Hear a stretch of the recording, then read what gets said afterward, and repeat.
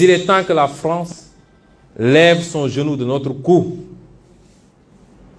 7 siècles de misère fait de traite humaine, de colonisation et aujourd'hui de néocolonisation, cela suffit.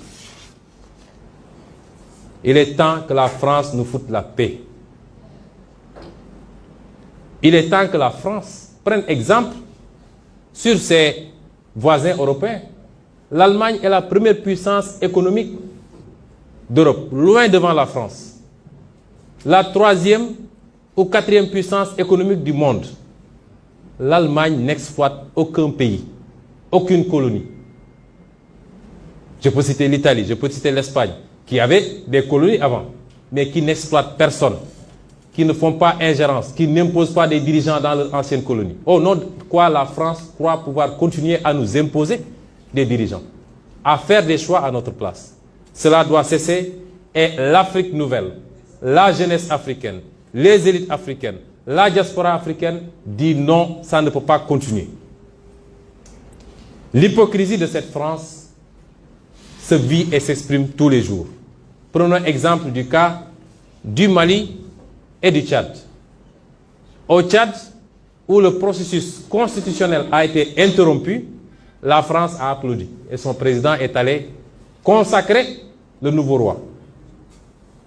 Au Mali, où ce n'est pas le processus constitutionnel qui a été interrompu, mais le processus de transition, la France a condamné et même a pris ses clics et ses claques pour dire qu'elle quitte le Mali.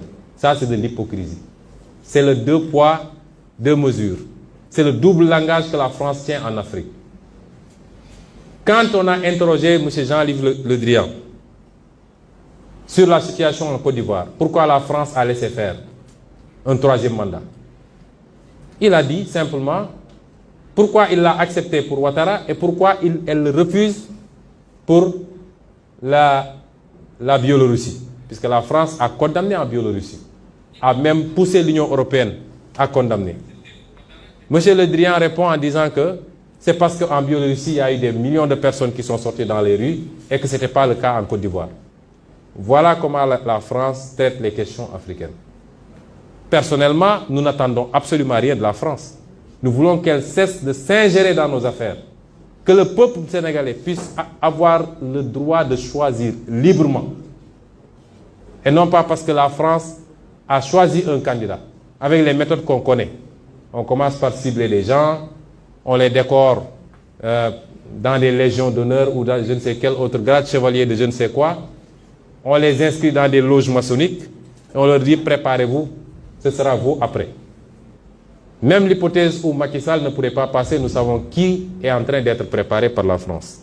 Cela doit cesser, ça ne se passera plus comme ça. Que l'on soit bien clair, nous n'avons rien contre le peuple français. Et en France même, des voix politiques et citoyennes se lèvent pour tenir le même discours que celui que je suis en train de vous tenir.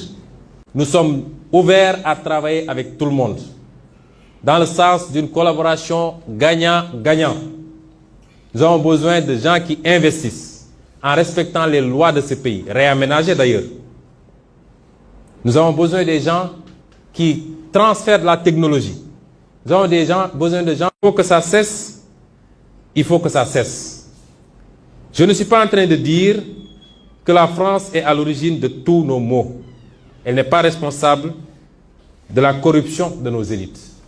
L'argent du peuple qui est volé tous les jours, détourné dans des comptes offshore, détourné pour construire des immeubles à gauche, à droite, détourné pour corrompre de l'électorat. C'est ça, la France n'en est pas responsable. Même si son attitude complaisante peut y jouer pour quelque chose. La France n'est pas responsable du clientélisme, des détournements de deniers publics, de l'incompétence de nos leaders, incapables d'identifier les priorités. Elle n'est pas responsable forcément du bradage de nos ressources, même si elle en bénéficie très largement.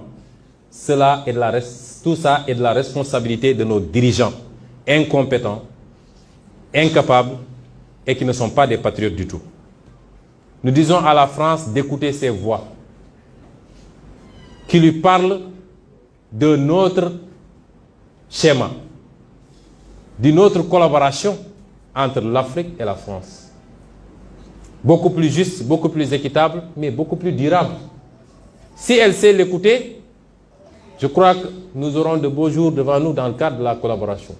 Si elle ne sait pas l'écouter, pensant pouvoir continuer à fonctionner comme du temps de nos grands-papas, cette jeunesse africaine ne l'accepte plus. Il faut que la France se prépare à une rupture définitive et à quitter l'Afrique. Parce que l'Afrique appartient aux Africains, elle n'appartient pas à la France. Elle n'appartient à personne d'autre, ni la Chine, ni les États-Unis, ni personne. Et les Africains veulent prendre le destin en main enfin.